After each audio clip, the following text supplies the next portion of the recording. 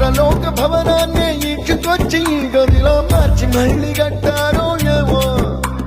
మాయజాలము తెలుసు మంత్రగారడి తెలుసు రెంటి కన్న ఇది ఇంకోటేమో నీలాకాశం నేలాకొస్తే